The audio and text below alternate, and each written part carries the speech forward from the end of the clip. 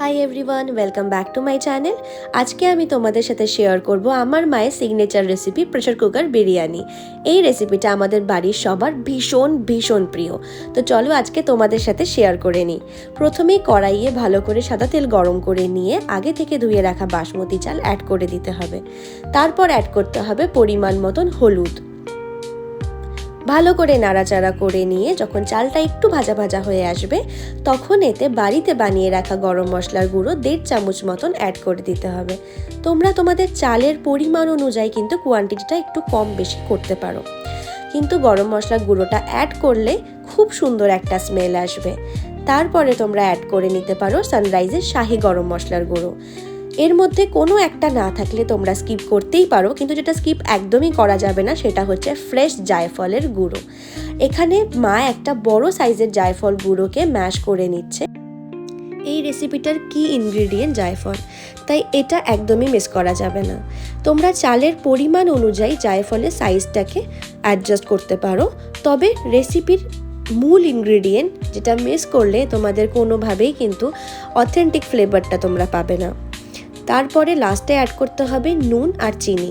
এখানে প্রথমেই আমরা চিনি অ্যাড করে নিচ্ছি এবং তারপর অ্যাড করব নুন। এবার তোমাদের মনে হতে পারে যে নুন চিনি লাস্টে কেন, কারণ নুন আর চিনি থেকে কিন্তু জল রিলিজ করে। আগে যদি কোনোভাবেই নুন চিনি অ্যাড করে দাও তাহলে চালটা ভেঙে যেতে পারে, তাই নুন আর চিনিটাকে লাস্টে অ্যাড করে নিয়ে প্রেশার কুকারে পুরো চালটাকে ট্রান্সফার করে নিতে হবে। এই রেসিপিতে কিন্তু আরেকটা ভুল একদমই করা যাবে না, সেটা হলো ঠান্ডা জল।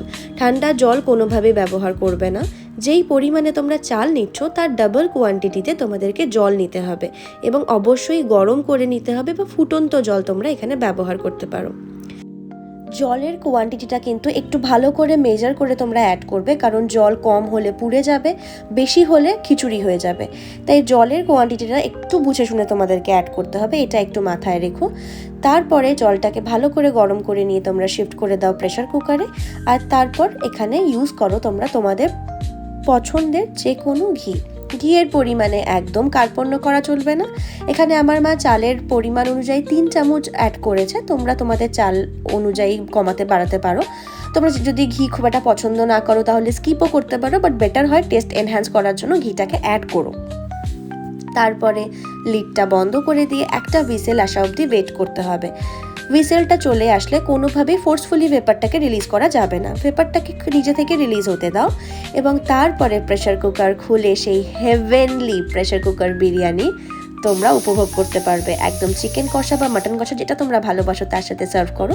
নিরামিষ দিনে ওটা ট্রাই করতে পারো, কারণ এখানে কোনো ননভেজ ইনগ্রিডিয়েন্ট অ্যাড করা হয়নি।